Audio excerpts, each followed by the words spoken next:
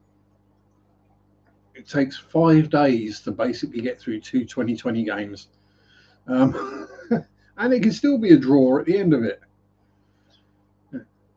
5 days and nothing happens.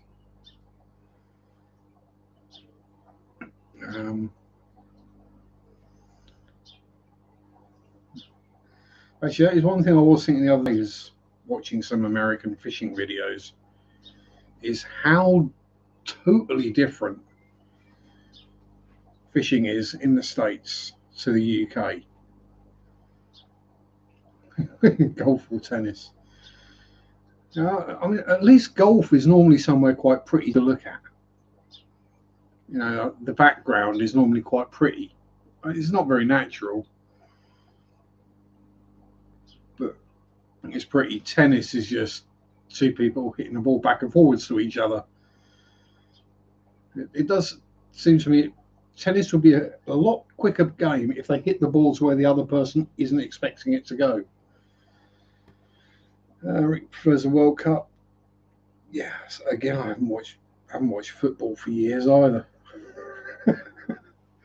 Bad, I know. Considering I'm a massive Spurs fan, I haven't even got a clue where we finished the season. It's just got to the point where I can't be bothered to keep up with it all. I've got other more interesting things to watch. There's only so many times you can watch your team lose, watch your absolutely boring 0-0 draw, which is pretty much the same as watching Test match cricket. Feels like it anyway. I'd rather fire up YouTube and find an interesting video to watch. Whether that's something educational I can learn from or share from my friends' experiences and their channels, or whether it's idiots falling over and injuring themselves, because that makes me feel better about myself. Whatever it happens to be. Excuse I. Yeah. I did try watching a game of American football once and got very confused. They'd start and then they just completely stop every 10 seconds at most. It's like, right, start. Oh, stop. Someone's out of position. We need to restart everything again. No, just carry on. Keep going.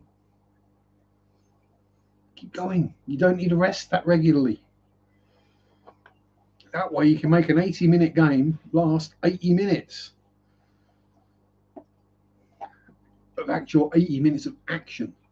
Not 5 or 10 seconds of action, then like 30 seconds of everyone getting back into position and discussing what they're going to do next. Just play the damn game. Oh no.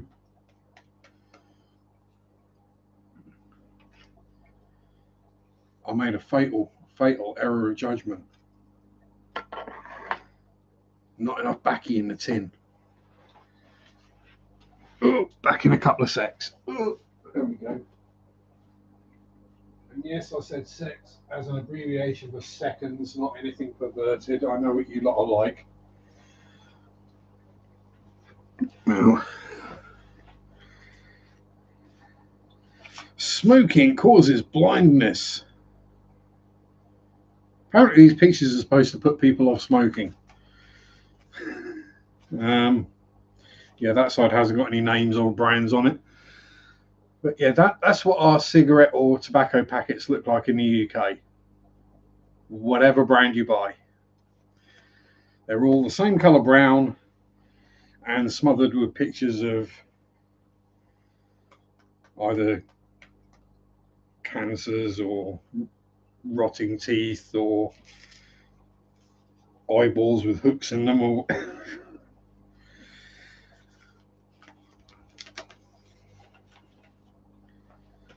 they do all this because it will stop people buying it, because get rid of the branding on it, make it look nasty. Oh, that's not working. Right. Okay, what we're going to have to do is we're going to have to make sure it's all hidden.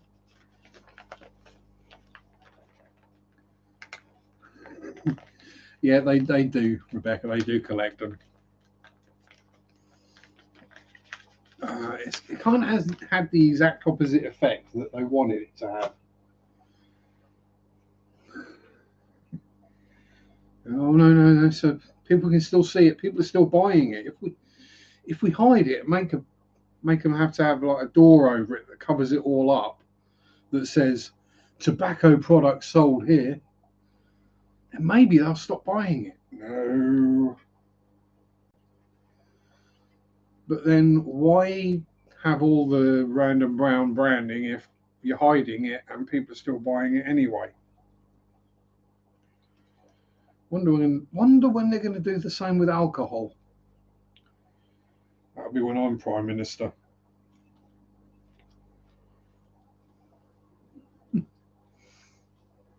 Put the same level of tax on all the alcohol, and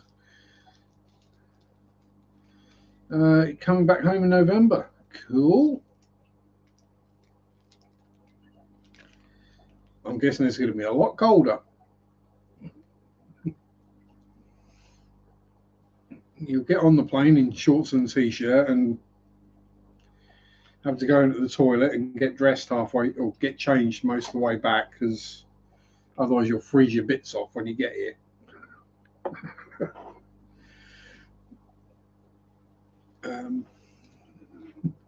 It's, yeah, November in the UK. Yeah, you can need warm clothes and a waterproof coat.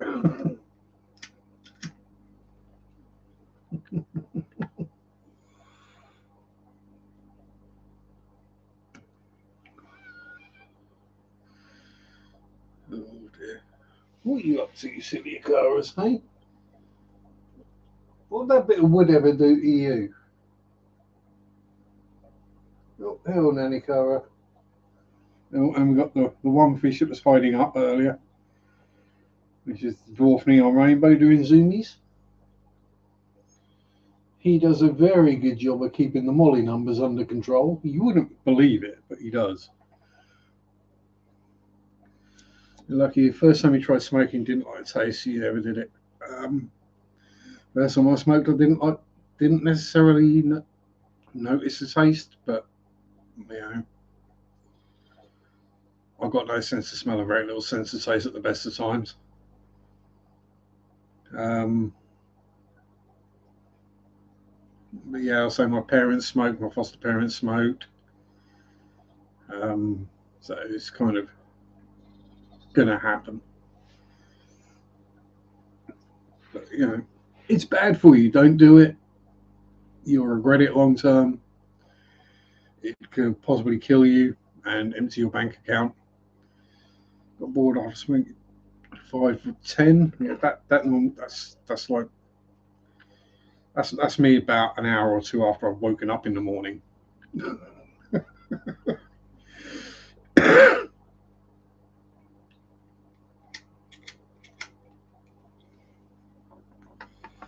Have enough to get the soot fall going to clear everything out, and then you're good for the day. All washed out with plenty of copious quantities of Coke and a cola, not yeah, and a can of energy drink. Normally, about half hour after I get up, I'm on a can of energy drink. Yeah, I was about the same age, Ricky, when I started smoking. So I've been smoking 32 years now. But yeah, most of that has been roll ups. GCSEs, oh dear, yeah. Yeah, I started smoking during GCSE time.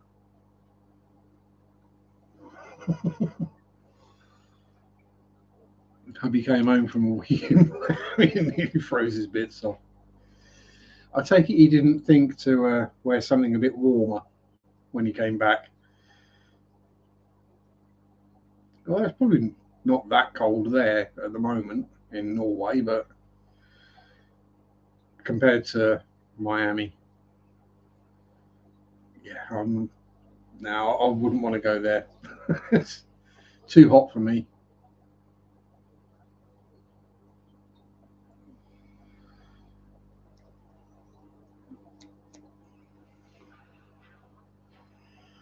I'm trying to think. I don't think they've been GCSEs for that long. Oh, girls do have bits, Ivy. Hello. They have very nice bits. Very, very nice bits.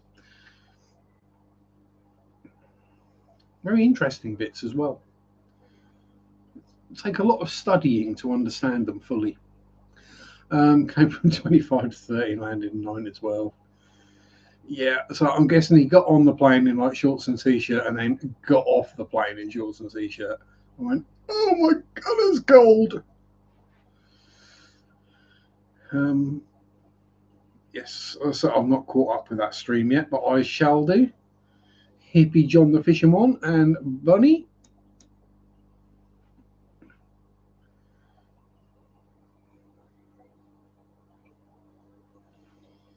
Oh, is that Spot? No, that's Bertie still doing Bertie things. You looking at your babies, are you? Hey? Probably trying to work out if she can eat them rather than anything else. But yeah, if you may remember, when I lost that spawn of bristly noses in there, yeah, it was the clown loaches, because we've not lost one since we got rid of the clown loaches. And Dream Fish Keeping is here.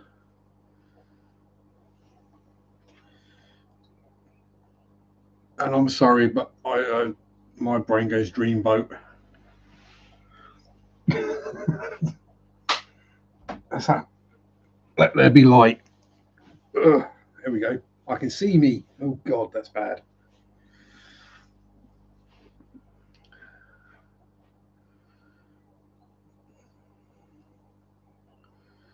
Yeah. So mine weren't huge, but they'd gotten to just the wrong size where they could still fit in the Pleco cave, but they were big enough to bully poor old Spotty out of the way, I think is what happened, because there was a full spawn there when I went to bed, and then when I woke up in the morning, there was no spawn there. Spotty looking grumpy, and a pair of clown loaches snuffling around the entrance to the cave. So I put 2 and 2 together. It was a case of they just got to the right size to be able to do it. And we sold the clowny loaches for more than we paid for them, and no problems since. They've been in there quite a while, so there is now, I know it looks like there's a lot of Malaysian trumpet snails in there. There aren't any Malaysian trumpet snails in there. They're all empty shells. I just leave them for calcium reasons and laziness reasons. And Melvin's here, Welvina Fish Clan. Oh, and down comes the rain. Goodo. Botia striata, candy cane or zebra loach, brilliant alternative. Probably as eager to eat anything. I think that is the case just with loaches in general, because I had yo-yo loaches in there way back, and I had rams in there at the time, and the rams laid eggs, and the yo-yo loaches, nom nom nom nom, all the eggs, both times. So yeah, the yo-yo loaches went away.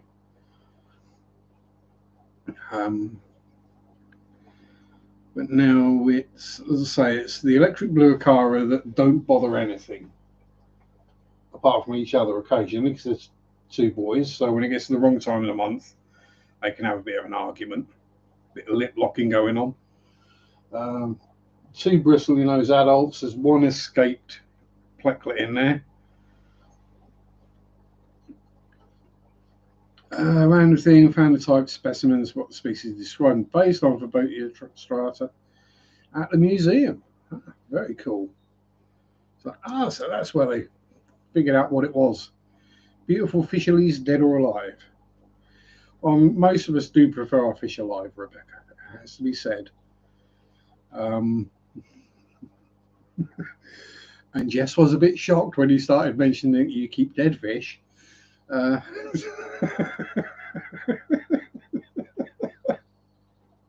oh, that was funny. Yeah, I don't think she quite twigged the actual doctorate part of it, what you actually do. So yeah, we got the mollies, however many there are of them. There's 9 Aina scories. So the happy caras. I think we're down to one random, very, very old and worn out looking glow light Danio. There's about 4 or 5 black neons in there. And a trio of Nanakara Anomala.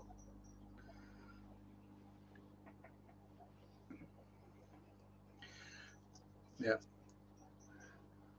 I think that's it. Oh, and Big Bob, the Nerite Snail. Yeah, bits are very important, and something that women's bits and men's bits carry in common is they're a good thermometer. You know, is it cold? Fine. Yes. Or in men's case, is it cold? Yes. Um, thank you very much, Melvin. Yeah, the happy caras are, they're very cool and usually quite friendly fishies. Hello. Hello, Ernie. Hello, Molly Woolies. Where was she? She was about a moment ago. And this Molly here is completely blind in her other eye. But doesn't let it bother her. Yeah, she's turned around now. Completely blind this side.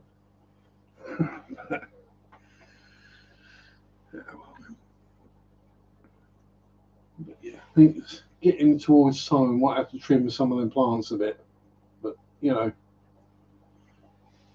And what do we do with plant trimmings around here? We chuck them in the fry tanks.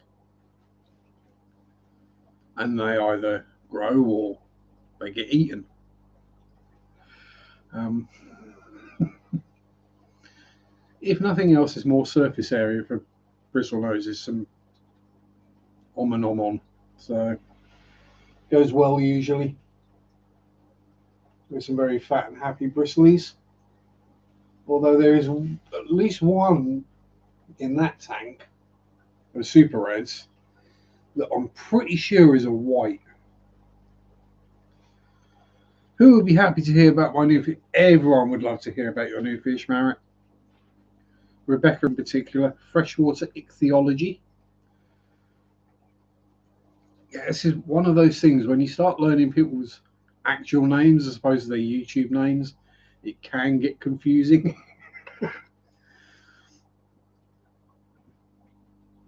You see you see names come up in chat and then people say like hello to, oh, and Bunny would like to know as well.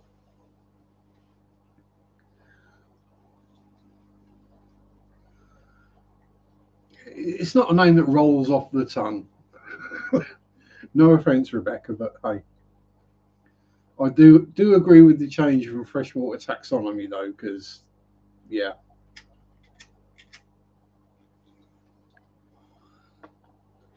a lot of people probably don't know the difference um, between taxonomy and taxidermy. Don't like not using my actual names. Most people don't then connect me with the person they see on the Facebook groups. There is that to it.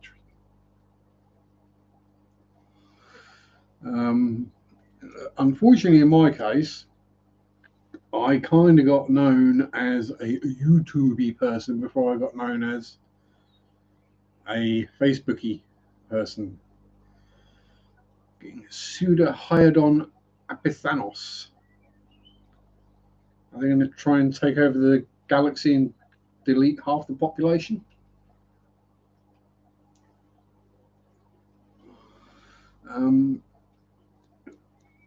But yeah, so I was just another random on Facebook. It's the chamois lion whiptails, or the chameleons. And then I started joining in on a modelling stream. scale modelling, not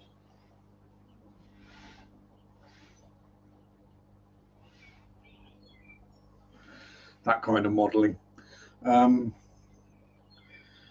Yeah, that's why I started the channel up, and people recognised me from there. And then, of course, they then twigged that Sharpe was John Sharpe, and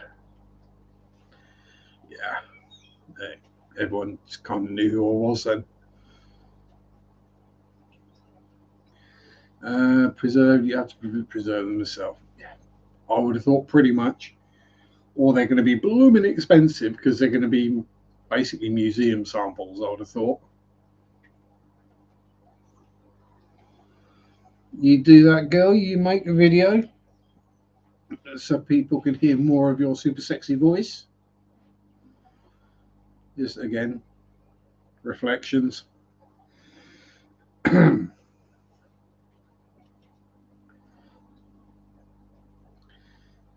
Actually, I mean, without wanting to sound pervy, how do you ladies deal with reflections in tanks? Do you first go like, right, I've got to wear something that's cut up here or black or whatever to not, because yeah, I think everyone's seen my legs by now. I do try and remember to put trousers or shorts on over the top of my boxers most of the time. Nobody wants to see that.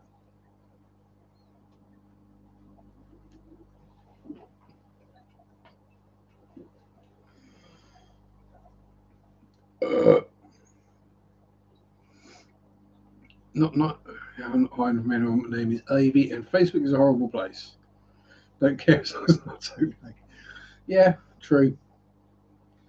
Yes, I mean, probably best not to pick up a video camera if you're nude. There's a lot of fishes, so I'm going to pickle some more. I need to buy some mostly freshwater fishes, Africans. Um, Here's an interesting thought. Most fish stores, yeah, dark clothes don't show up in reflections as well. Yes. One reason why I'm normally wearing black, honest. I'm wondering if you made some inquiries at an LFS, because obviously they go around usually first thing in the morning and remove all the dead fish. So that might be a good way to get dead fish without having to buy fish and wait for them to die naturally. Big Tank Hank, rock on, brother. Yeah, I was going to say, I mean, they're going to be either museum or collectory, professory type estate sale kind of things, I'd have thought, and yeah, you're not going to get them cheap. Lady Dime, milady, listening, like, enjoying, trying hard to get work done. Love you. Oh, no chatting. Well, don't try too hard. What doesn't get done today can wait till tomorrow, and what doesn't get done tomorrow can wait till Tuesday, or Wednesday, or Thursday, or Friday. Most stores will say they don't lose fish. Yeah, right. Yeah, I think we all know that one's a porky pie. Or maybe say something else. Yeah, I mean, they might say that they can't because risk of contamination or disease or what have you. But you never know, you might get lucky. It's probably your best way to get hold of dead fish, as it were, rather than buying them. Price is not an issue. You need some for the zoo display for the aquatic expansion.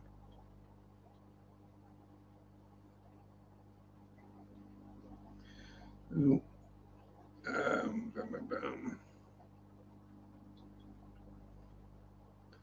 yeah, there is a lot of BS on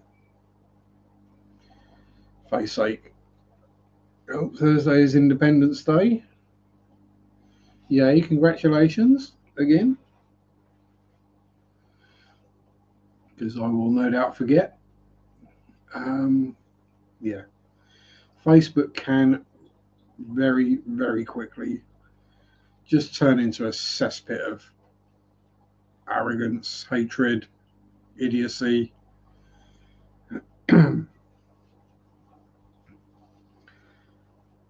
Help, I'm having a bacterial bloom. What do I do? Leave it. No, you should do 90% water changes every day until it all clears up.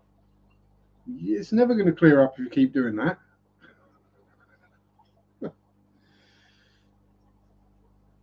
And Cassie's here. Hello, my dear.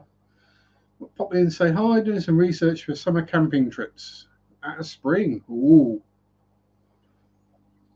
very interesting. Actually, I was watching a video earlier, a paranormal video going around Coggeshall, which I can't remember exactly where it is. I think it might be Essex, might even be Suffolk, but yeah, doesn't really matter. And there's a freshwater spring in Coggeshall that comes up, is extremely pure water, comes and extremely hard, comes through a chalk aquifer, bubbles up, and it is the only location that a certain species of flatworm is actually found. Oh, pardon me. I can't obviously remember the name of the flatworm, and the gent who was trying to pronounce it probably butchered it quite badly. But yeah, I thought that was actually quite interesting. There's a species of flatworm that is only found in the water from this one little spring in Coggeshall. Random factoid, but I found it interesting anyway.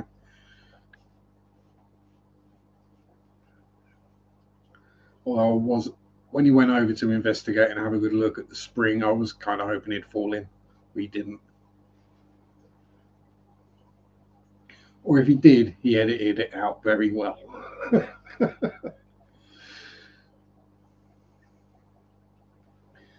yeah, that's that little itchy leg.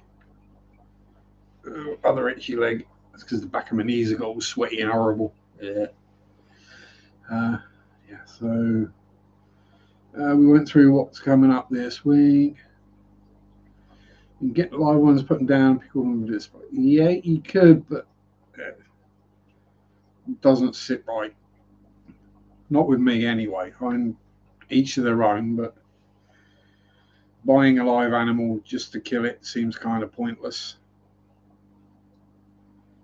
But yeah, I'd check with either LFSs, their suppliers, anywhere. Explain what you're doing, why. You got a zoo, you want pickled ones on display, all that kind of thing, and see where it goes. I mean, some places might just tell you to get the F out of the shop. Others might say, "Oh, we don't lose it. We don't ever have any fish die." And other ones will say, "Oh, we can't because of risk of contamination and things like that." But which is kind of weird that they'd say we can't give you the dead one because it might contaminate something. But here you can buy some live ones out of the same tank.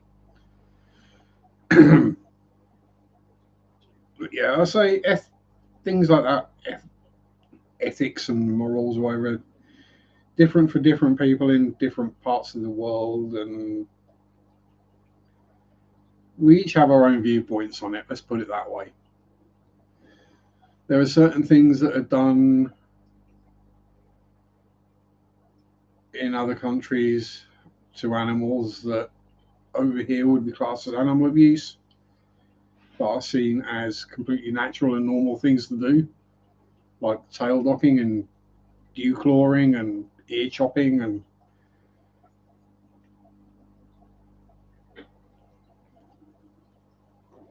it's like, no. Yeah, all fish shops lose fish every day. So any that claim they don't, you could probably then go around. Yeah, we'll try to. But you can probably just go around their tanks and go, you don't lose any fish. There's one. There's another one. We've all seen the Facebook posts where someone has gone around a shop and gone, oh my God, this shop is horrific. It's disgusting. There was a dead fish in one of the tanks. Yeah. To be honest, I'd probably be more worried if there weren't any. Did you like find an employee? Excuse me, you got a dead one over there. You might want to get it out before it causes problems. Um, yeah, so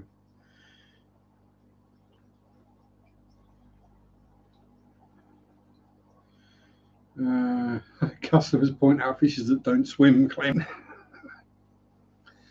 oh, your banjo cats are dead. No, that's just what they do.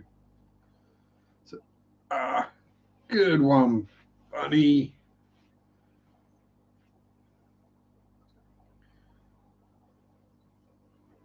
Just wondering, if you're in a bad mood and you're ripping into people, do you ever get called poison ivy? Yeah, resting. Oh yeah, the clown loaches decide to just sleep on their side.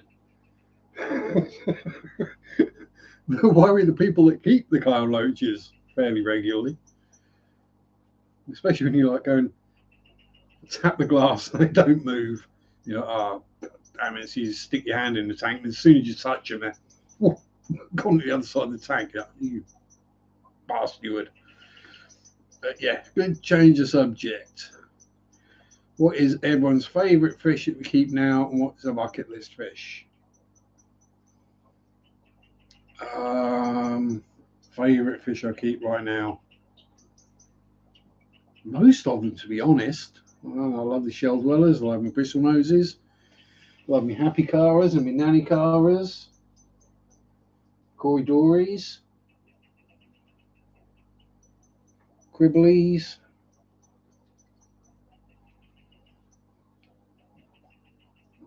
Probably about the only ones that I'm not overly enamoured with are the black neons.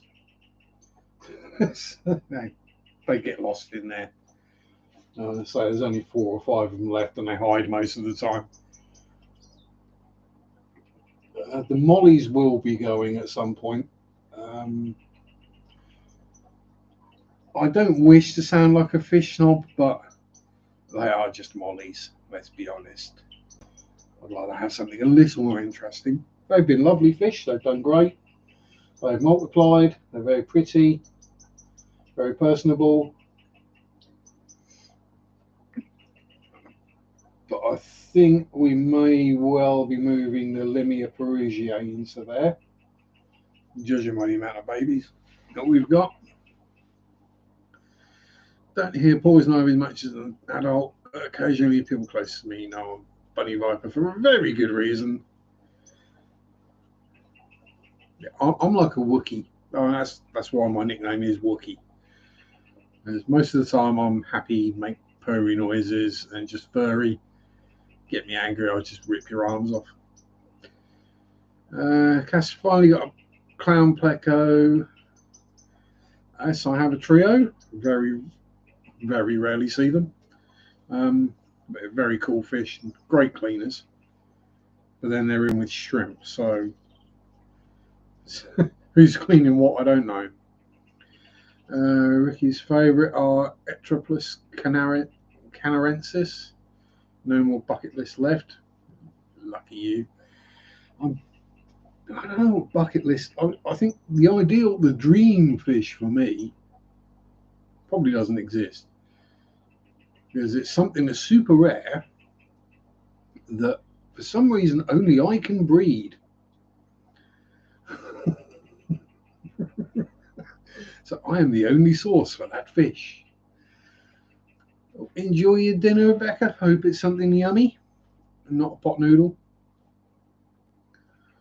Trying to think, yeah, I might eat something in a bit. Never seen my clown pleco Bob clean anything. Yeah, they are pretty much nocturnal, I think, is the thing with clowns. When I first got them, they were out and about and you could see them quite easily. But yeah, now they're settled, they're all hiding up. But yeah, there's not a speck of algae in that tank anywhere. But then, 3 clown plecos and about 100 shrimp and God knows how many snails is going to keep things clean. So I would love either the green or blue ancistrus bristly nose, or the snow whites. It's kind of what I'm hoping that the one in there is, because all the others are bright orange, apart from one which has got virtually no colour in it at all.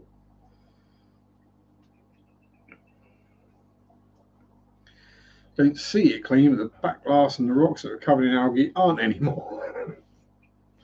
Yep, it's been coming out at night going om and om and om and om and om and om and om, and doing the cleany thing. So I've got a trio. I'm hoping they breed. I know they have fairly small batches, so finding somewhere to store them wouldn't be a problem. Like all the fishes I have, or I wouldn't have bought them. Good point. Good point. I'm not saying I dislike any of my fishes. I like them all. It's just after a while you kind of get bored. No, that's not the right way of putting it. You start looking for something more interesting or different. Case in point being the mollies.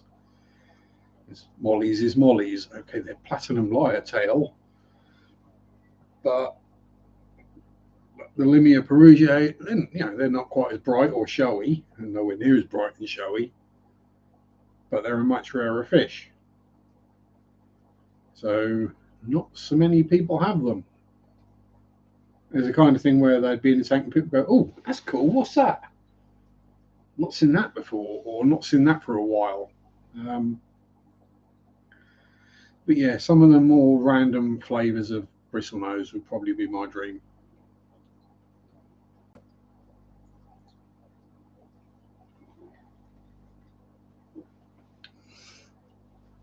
Oh, they, yeah, you say that, Ricky. They've gone up in price even more lately. What was the last movie people watched? Oh, gold. S, if you're still here, it wasn't The Ritual. It was a documentary movie about the woes or the wild men of Ireland. So a Nick Cage movie called Vengeance, a love story, excellent movie, but hard to watch. Is it hard to watch because of Nicolas Cage? Or is it that kind of movie? Yeah, you see, I beat you to it, S. I said I've not seen it yet. Yeah, I've not watched movies for ages. I haven't got a DVD player at the moment anyway, so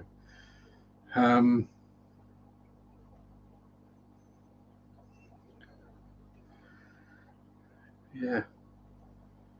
It's like it's gonna be, if it weren't the Wood Roses, it'll be just a random documentarian kind of thing. Oh dear, Marit's watching 50 Shades. Oh dear. Hard to watch the rape scene with child watching. I do, I'm old. If I'm going to pay for something, I want to have something I can keep. The books are better.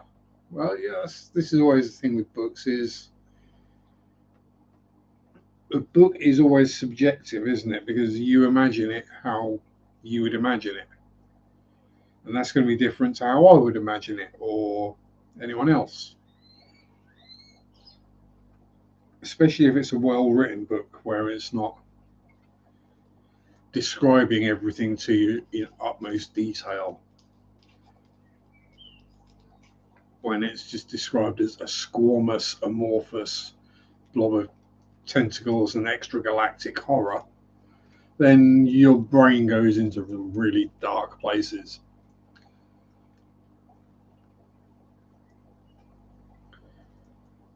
So I think, as I say, books about, I think audiobooks is probably the biggest success story, as it were, media-wise, of the last recent years, let's say that way.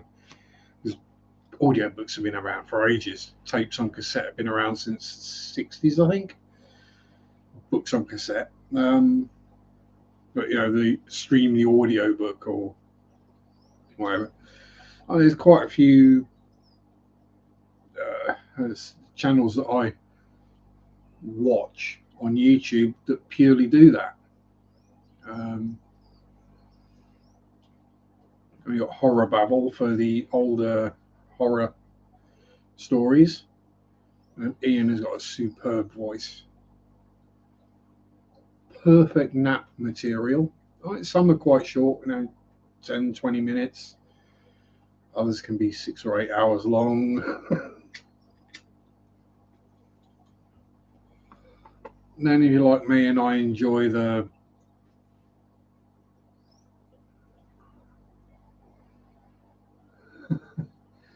Warhammer 40,000, so I'll listen to quite a lot of that. Something like a platy would cost £1.80 out there. Oh no, platies don't cost £1.80 anymore. You'd be lucky to get a platy for £3. It cost me 2 to 3 rupees, so 2 to 3p per fish. Yeah.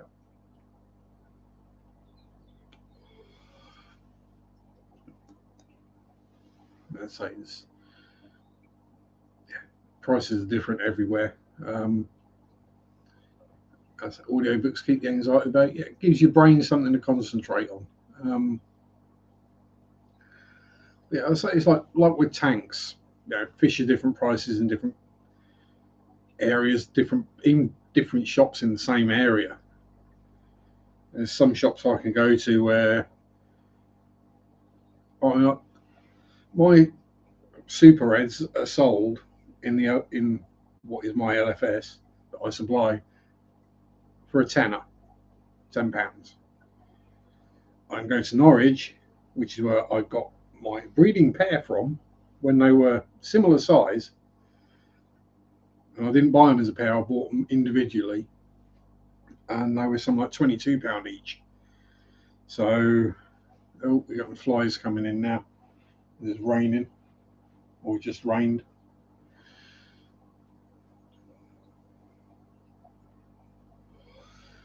Yeah, so it's like the US has the $1 per gallon sale, which or had, I think they've been stopped now, but you won't find tanks that cheap in the UK. £1 a litre perhaps if you're doing really well in a sale. So £4 a gallon, which would be about $6.5, $7 a gallon is what we pay for tanks, and that's just your basic bog standard things like that. Probably similar to the Aqueons that you get cheap. You don't want to know how much things like flu balls and stuff go for. £3 per patty, what? Yeah. And believe it or not, Ricky, there are people that are trying to sell guppies for $75 for 3.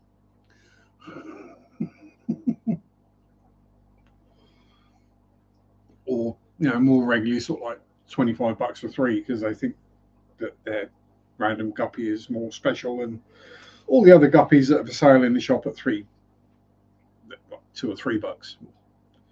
Would be in the UK. Yeah, I mean, guppies are £3. Platies are probably more like £3.80. I think mollies are normally 4 to 5.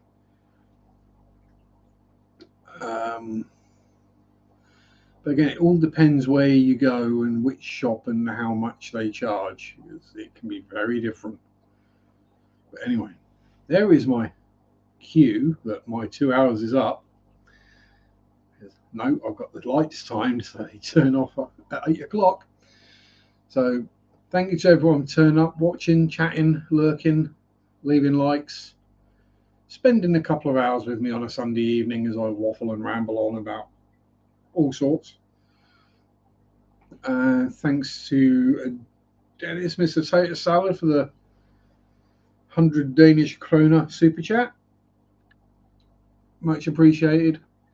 Stay safe, have fun, have a good week. Peace out. Rock on. And bye bye. Sunday shop do do do do do do. Sunday shop do do do do do do. Sunday shop do do do do do do do do. Ah.